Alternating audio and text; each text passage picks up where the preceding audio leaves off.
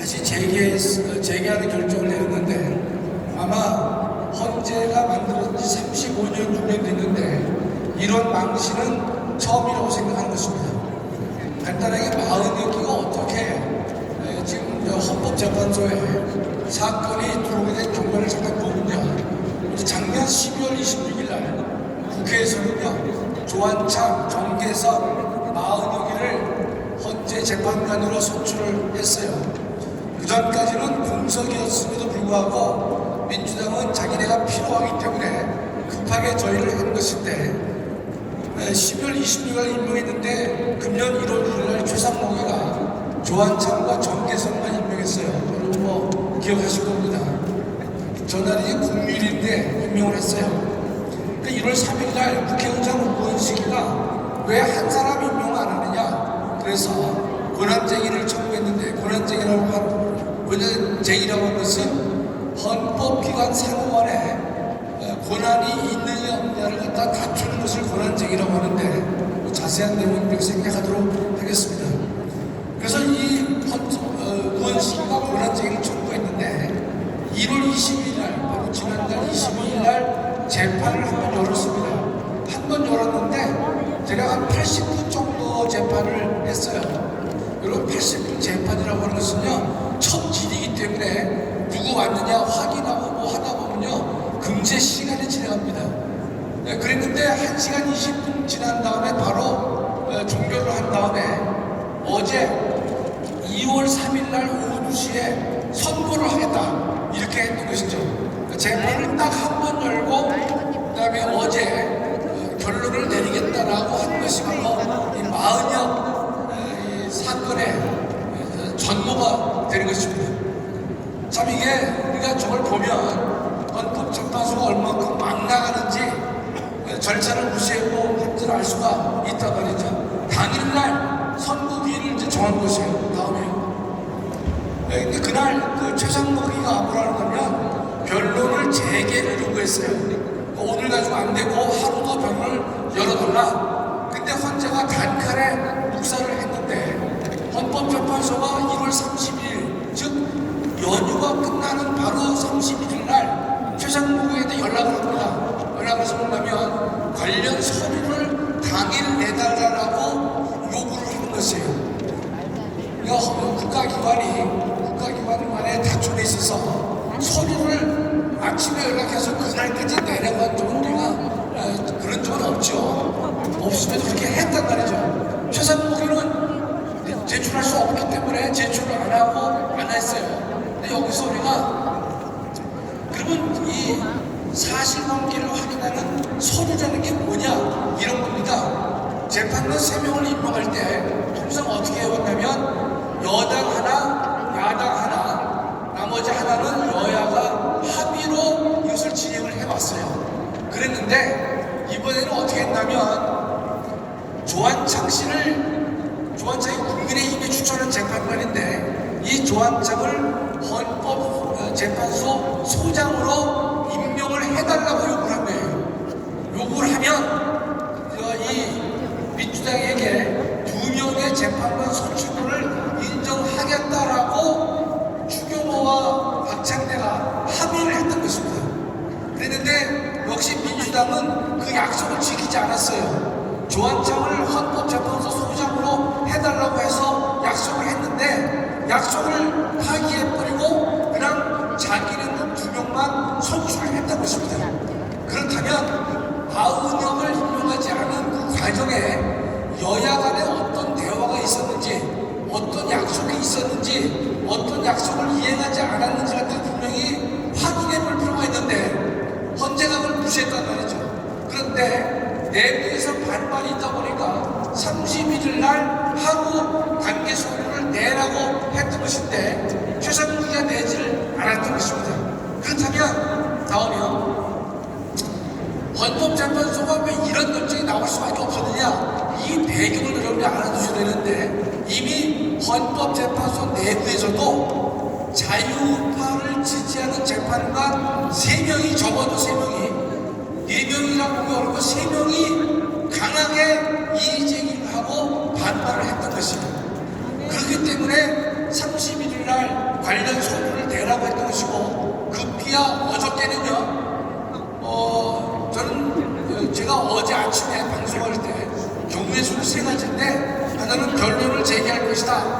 번째는 아니면 각하할 것이다, 아니면 기각할 것이다. 세 가지를 말씀드렸는데 첫 번째 해당에는 결정을 내린 것이에요. 변론을 제기할 것이다 그랬는데 역시 변론을 제기했던 것이에요. 헌재가 변론을 제기한 것은 한마디로 제목에 나와 있지만 헌법재판소가 여러분 같은 애국 국민들의 민심에 무릎을 꿇었다고 합니다.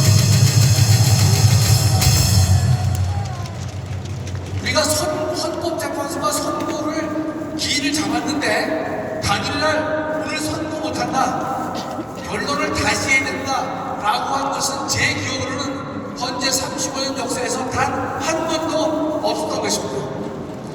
여기서 말씀드렸다시피 가장 어떤 것이냐, 추경호도 부르고 박찬대도 부른다면 어떤 합의가 있었느냐, 그 다음에 그 합의를 민주당이 왜 깼느냐, 대통령은 조한창을 헌법재판소장으로 임명하기를 원했던 것이에요. 그러니까 헌법재판소 소장은 국회의 동의가 필요합니다. 그러니까 한 재판관 한 명을 양보하더라도 소장을 그대가 해달라고 해서 합의까지 됐는데 민주당 이 인간들이 그 갖다가 약속을 지키지 않았던 것이에요. 그렇기 때문에 문영배를 헌재 소장이라고 하지 않고 헌재 소장 대행이라는 말을 쓰는 이유도 바로 거기에 있는 것이에요. 이와 같은 변론 제기를 했기 때문에 헌법재판소는 아마 이제 35년간의 권위와 위치가 완전히 망신을 당할 수밖에 없는 입장이 됐던 것입니다. 다음에 매우 이례적인 것이죠. 헌재 권위가 땅에 떨어진 것이고 법리에도 무릎 꿇은 것이고 민심에도 무릎 꿇었다라고 볼 수 있는 것입니다. 다음에 그렇다면 만약에 또 변론이 열린다면 어떻게 될 것이냐? 각하는 뭔가군요, 요건이 안 돼서 본안 판단을 안 하는 것을 각하라 그래요. 기각은 이유가 없다는 것인데 각하는 요건이 안 된다는 거예요. 목사님 오시면 좀 시간이 있으니까 여러분 좀 제가 재미난 예를 들어볼게요. 각하와 기각의 차이점이 뭐냐? 각하는 요건이 안 되는 거예요. 기각은 이유가 없다는 뜻이죠. 어떤 남자가 선을 봤어요. 다방수 커피숍에서 여자를 만났는데 이 친구가 갔다 와서 하는 말이, 야, 그 여성이 어땠냐 그러니까 각하감이야, 아니면 기각감이야, 법률 용어로 말할 수 있겠죠. 그렇죠? 이럴 경우에 그 남자 마음에 그 여성이 가장 마음에 안 든다는 표현이 각하일까요? 기각일까요? 기각이라는 사람이 있네. 둘 중에 하나인데 잘 따져보세요. 어렵지 않아요. 각하라고 말하는 게 기분이 더 나쁘다는 뜻일까요? 아니면 기각이라는 말이 더 기분이 나쁜가요? 아직도 기각이라고 해. 설명을 또 드릴게요. 각하는 뭡니까? 왜 저런 여자를 나하고 커피를 마시게 했냐? 그것에 대한 불만이에요. 기각은 만날 수 있고 했는데 서로 좀 안 맞는다 했을 때가 기각이란 말이죠. 다시 한번 물어봐요. 여자에 대한 섭섭함을 나타낼 때 더 기분 나쁜 게 뭐예요? 각하를 이해했으면 다 이해하신 거예요. 그렇죠? 참 설명을 참 잘해. 예. 자, 다시 여기 돌아와 봅니다. 한덕수와 우원수가 권한쟁의를 하는데 이 권한쟁의는 뭐냐면요, 이 국무총리 권한대행과 누구와 싸움인가면 국회와의 싸움입니다. 국회의장하고 싸움이 아니라 국회와의 싸움이에요. 그런데 이 우원수가 권한쟁의를 청구하면서 국회의장 이름으로 했어요. 이게 뭐가 문제냐면 국회와 싸움이기 때문에 국회에다 의결을 해야 됩니다. 내가 지금 권한쟁의를 하려고 하는데 국회의원들이 거기에 찬성을 해달라고 해서 권한쟁의를 청구해야 오는데 이 우원식이가 건방지게 자기가 국회 의결을 거치지 않고 단독으로 했던 것이에요. 자, 그렇다면 이 권한쟁의는 국회의 의견이 필요한데 국회의 의견을 거치지 않고 권한쟁의를 청구했기 때문에 요건 자체가 안 된다는 거예요. 내용이 옳은지 그른지를 따질 것 없이 그 전 단계에서 심판 대상이 안 된다고 해서 각하되어야 오는 것입니다. 여러분 한번 잘 기억해 보시면 반드시 이 문제에 있어서는 헌재가 청구인 적격이었기 때문에 각하되어 옳다는 말이 계속 등장을 할 것입니다. 여러분 제 설명을 잘 기억하시면 될 거예요. 각하되어야 되는데 만일에 우원식이가 다시 국회 의견을 얻으려면 어떻습니까? 속된 말로 좀 쪽팔리죠. 그렇죠? 네. 그러나 그 인간이 나대서 이런 일이 벌어진 것이에요. 다음에 근데 본인들이 국회 의견을 다시 받아올 수도 있어요. 있지만 있다 하더라도 헌재는 이 마흔역에 대해서는요 요건이 안 된다라고 기각을 해온다는 뜻이에요. 기각을 해야 된다. 왜냐 이 마흔역에는요 또 나와 있지만 운동권 출신인데 둘째 줄에 보시면 인천 지역 민주노동자연맹 돼 있잖아요. 줄임은 인민노련인데 제가 인민노련의 본질에 대해서 우리 이동호 교수가 여기 대해서 정확한 설명을 해주더라고요. 저는 저게 인천 지역에 있는 민주노동자들의 노동자 단체인 줄 알았어요. 근데 그 단체가 아니라 저거는요 지하혁명 서클이에요. 다시 한번요, 인천 노련이라는 것은 인천 지역에 있는 눈에 보이는 근로자들의 단체가 아니라 이것은 그 지하에 있는 혁명 조직을 보통 이 사람들은 인민노련이라고 하는 것이에요. 아시겠죠? 연맹이란 단어가 들어가면 이동호 장로의 말에 의한다면 연맹은 RO 조직. 근데 혁명 조직들 보니까 RO가 있고 RM 등등이 다양하게 있는데 RO라고 하는 것은 이석기 그룹을 보통 RO 그룹의 레벨에 속하거든요. 따라서 인민노련이라는 것은 대단히 혁명 주체로서 레벨이 탑에 속하는 조직이 바로 연맹인 것이에요. 그 연맹의 부위원장을 지낸 인간이 마은혁입니다. 그렇다면 이와 같은 인간, 대한민국을 혁명으로 뒤엎으려고 하는 지하혁명 조직의 부위원장직을 맡고 있는 이 마은혁을 갖다가 대한민국 헌법을 지키는 재판관으로 임명해서는 결코 안 될 것이다 이 뜻입니다. 맞죠? 예. 다음이요. 그러니까 이 인간이 지금까지 행적을 봐도 알 수 있는 것이 둘째 줄에 보시면 민주노동당 보좌관들 12명이 2008년에 국회를 점거했어요. 점거해서 이게 기소가 됐는데 판사가 공소기각, 여러분 공소기각이란 말은 좀 생경한 단어지만 소를 제기했는데 소 자체가 가치가 없다라고 물리친 거기 때문에 무죄와 같은 것들 사실상은 그런 결정을 한 인간이 바로 마은혁이가 되는 것입니다. 근데 또 하나 여러분 기억해 줄 것은요, 고난쟁이는요 과반수 찬성이 필요해요. 이건 또 헌법 시험에 나올 거란 내용인데 다른 것들은 다 6인 찬성이야. 그 위원법들도 6인. 그 다음 빼고 탄핵을 하려면요 6사람 찬성이 필요합니다. 6사람 9이건 8이건 7이건 6명 찬성이 필요해요. 그런데 고난쟁이는 과반수 찬성을 요하게 돼 있어요. 여러분 그 지난번에 이준숙 방통위원장 때 몇 갈렸느냐? 4대4로 갈렸어요. 4대4. 근데 이번에도 만약에 고난쟁이가 4대4가 되면 이거 인용 안 됩니다. 더 나아가서 대통령 탄핵도 4대4가 되면요 탄핵은 지각되는 것입니다. 몇 명이 돼야 되죠? 6명이 돼야 되는데 4대4이기 때문에 그런 것이에요. 이 4대4를 여러분이 관심을 두어야 될 것입니다. 다음은 그럴 일은 없지만 권한 침해라고 하는 최상목은 임명할 필요가 없어요. 헌재는 어제 오전에 뭐라고 협박을 했냐면 최상목에게 헌재 결정을 따르지 않으면 위헌이고 위법하다는 말을 해서 협박을 했는데 제 볼 때는 헌법재판은요 헌법기관 사이에 다툼을 해결하는 것이기 때문에 비강권적이다. 이 말은 뭐냐면 민사, 형사, 행정재판은 국가가 그 결론을 실행을 담보해 주지만 헌법재판은 강제할 수가 없다는 것입니다. 두 번째, 최상목에는 권한 대대행에 불과하기 때문에 더더욱 임명할 필요가 없다는 것입니다. 다음이요.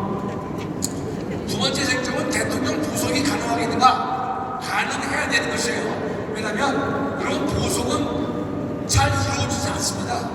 제가 여러 번 제가 현직에 있어도 법원을 비난했지만 미국은 보석을 요건만 되면 허락해 주는데 대한민국은요 보석을 마치 판사가 자기 주변에 있는 돈을 주듯이 판사가 베푸는 은혜라고 생각하는 것이 대한민국의 매우 잘못된 법 현실이 되는 것이에요.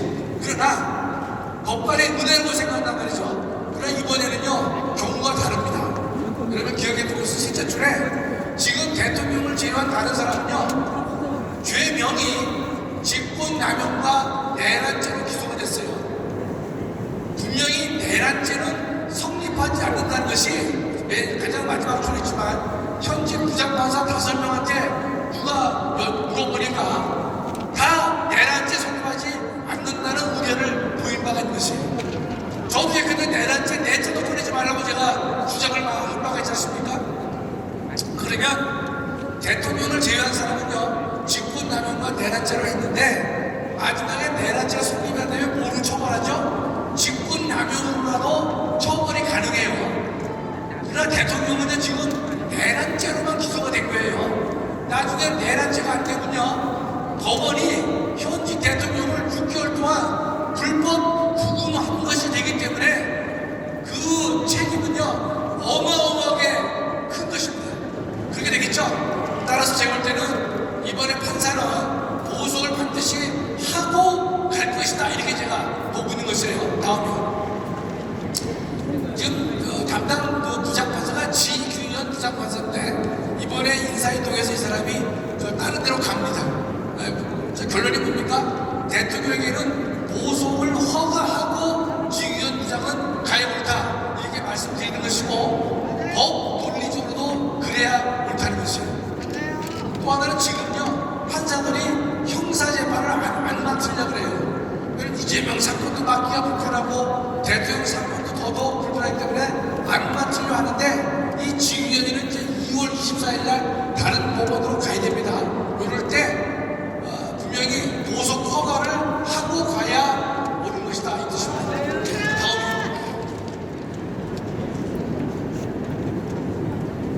마무리를 해야 되는 시간이에요.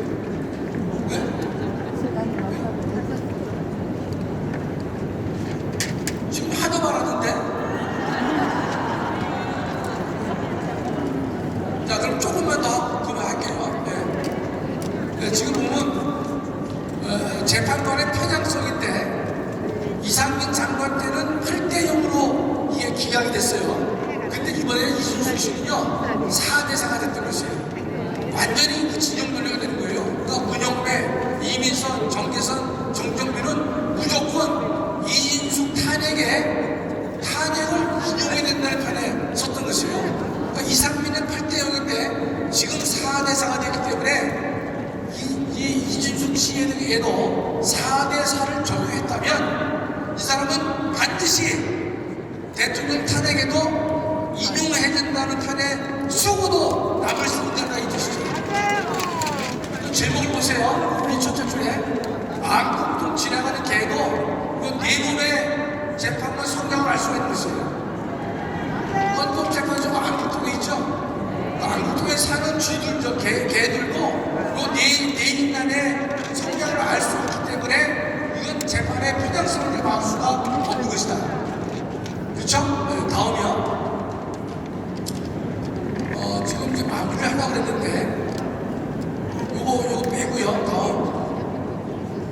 펜앤마이크가 2월 4일날 조사를 했는데요. 고성국 TV가 조사하는 것은 제가 볼 때는 신뢰가 많이 떨어지는 것이 부울경 대구 경북만 조사를 했기 때문에 52%의 지지가 나왔지만은 2월 4일날 펜앤마이크가 조사하는 것은요 대통령 지지도가 51% 나왔습니다.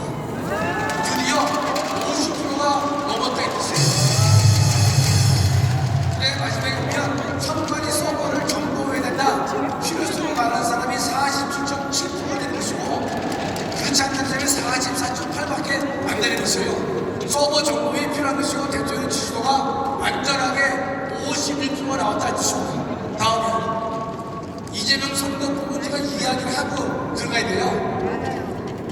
농담 뭐냐면 이재명은 선거법 사건과 위증교사 사건 두 건이 있는데 이 선거법 사건은요 3월 12일까지 고등법원장이 신규 사건을 배당하지 말라고 얘기를 했거든요. 그래서 이제 최은정 부장이 저는 걱정을 안 했던 것이 부장 고등법원에 온 지 1년밖에 안 되기 때문에 이번 인사이동의 대상이 되지 않는 것이에요.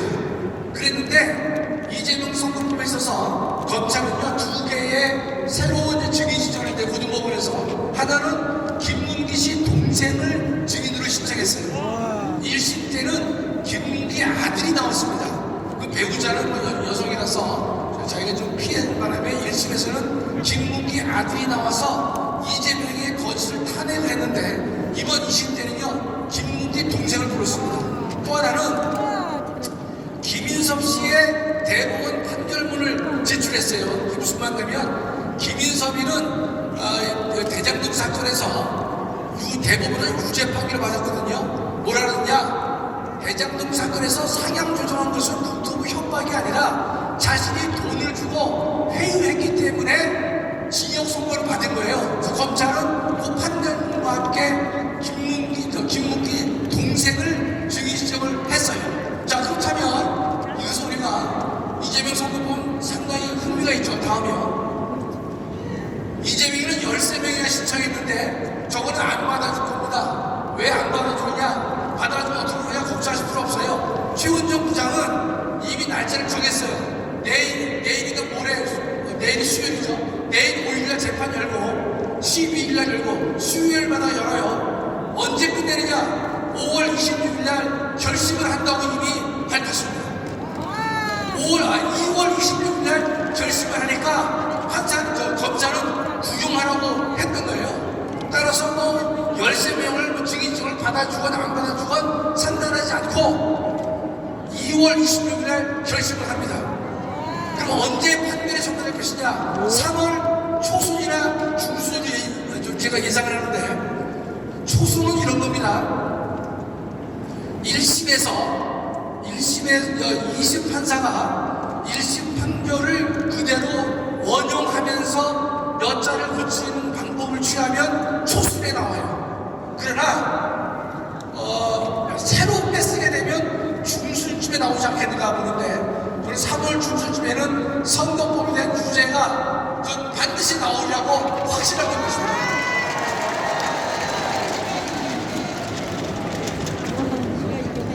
좀 기다려. 다음에 마지막 위증교사를 꼭 해야 돼요. 위증교사. 제가 걱정한 것은 고등법원의 위증교사인데 이거 보시면요 고등법원 판사 인사이동이 다 끝났거든요. 그랬는데 위증교사 사건의 재판부가 교체가 안 됐어요. 교체가 안 됐습니다. 자 보세요. 2023년에 분육을 했기 때문에 저는 교체될까봐 걱정을 했는데 조희대 대법원장이 공정한 의지를 이번에 반영해서 위증교사 재판부 고등법원 판사를 다른 데 보내지 않고 그대로 분류를 시킨다는 뜻이에요. 저 말은 뭡니까? 이런 판사가 교체가 되면요 공판 절차를 갱신해야 되기 때문에 새롭게 날짜가 진행돼요. 그러나 유임됐기 때문에 그것은 조희대 대법원장은 위증교사도 3월 안으로 다 끝내라 이런 절차가 된 것입니다.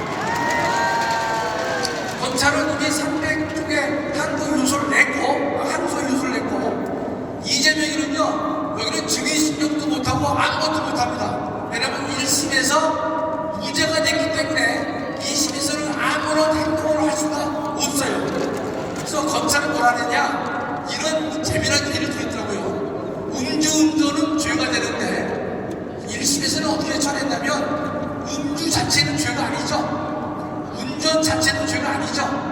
그랬는데 각각이 죄가 아니기 때문에 죄가 성립되지 않는다는 이상한 논리를 했지만은 그러나 위증도 있었고 위증교사도 있었고 따라서 그 사이에 인과하기가 충분하기 때문에 저는 이번 2심에서는요 반드시 위증교사가 유죄가 나올 것으로 확신하고 있습니다. 다음으로 다음이요. 아유, 안 나와. 다음 하려니까 끝났어. 끝났어. 빨리 나오라고 그래. 왜 안 나와? 이어지는 부분. 와서 중국 가셨네. 한 페이지 올리자니까 그래.